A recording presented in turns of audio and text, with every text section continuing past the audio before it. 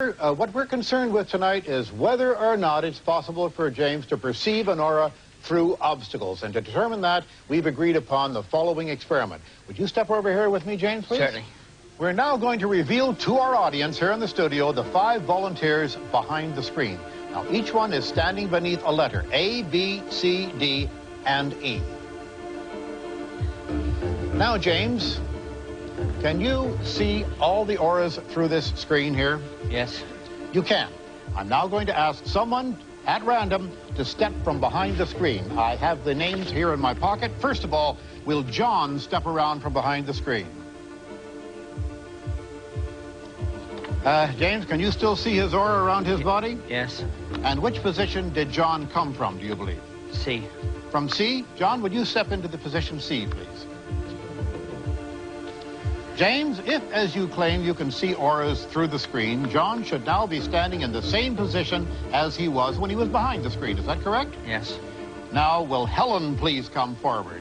Helen will step out from behind the screen. Now, James, from what position did Helen come? D.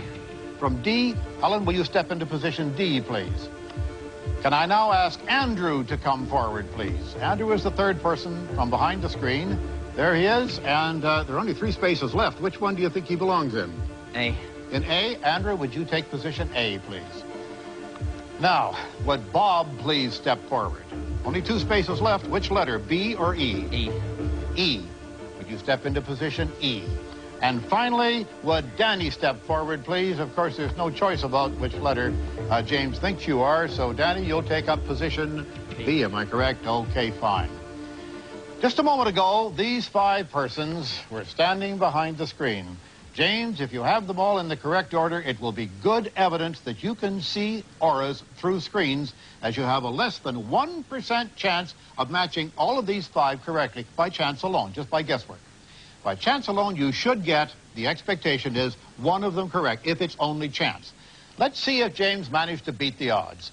To these 5 people, I ask, please reveal which position you were originally standing in by showing us, I think it's inside your hat, isn't it? Take them off and let's see.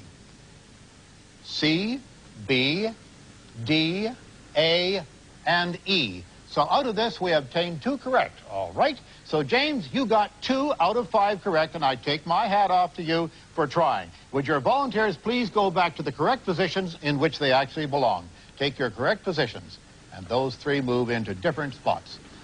The results are only slightly better than those predicted by chance. It seems something went a bit wrong this time. What explanation could there be, James?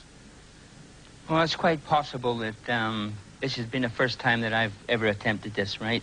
Mm-hmm. And it's quite possible that I've allowed myself to come into it, okay? I see, but you did say you could see them through obstacles. Yes, I can, yeah. Well, thank you very much, James, for coming tonight.